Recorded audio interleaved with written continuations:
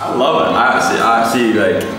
It's so great to come back from lectures and you just see your building and you're like, yeah, man, that's home now. It's great because it just means there's a continuation of the kind of feel of being in it together and being around students all the time.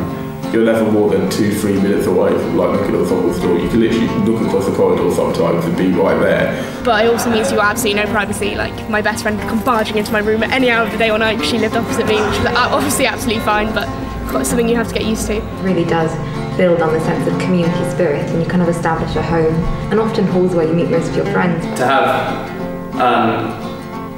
500 young people within 1 mile radius is great.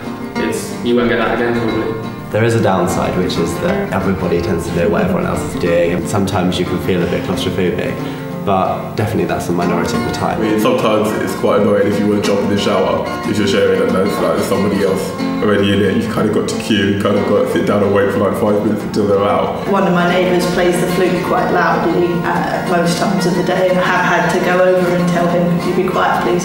There are certain things that can be frustrating, so not having a cleaning rota that is very effective. My first kitchen, you could only get 2 people in there at a time. The halls are beautiful, but the insides are... You have to move out for second year, so you find a group of people that you want to live with, which you have to do quite early on. I live with 7 of my best friends, which is amazing, because it means that the house is never empty. There's always people that want to do something, whether it's kind of staying in or going out. You never feel, you're never really alone, whereas halls of accommodation can be quite isolating. A lot of the things that you do and need are within college, so if you have to live out, it can sometimes be a pain having to come in all the time and go backwards and forwards between your house and between your library or your tutorials. Especially once you've lived in college, as we do for our first year, you really come to appreciate having people cleaning your room. I can't remember ever doing my washing or anything like that. It's just seemed to get done somehow. However, private accommodation, there is a sofa and a television, and I do like comfort, so that's quite nice. Finding a house can be quite stressful.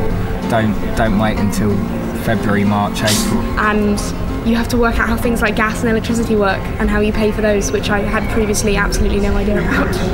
No, I definitely preferred living in halls, but I think it's absolutely essential for people to then move out, and then because otherwise you'll never learn to sort yourself out, as I hopefully have done.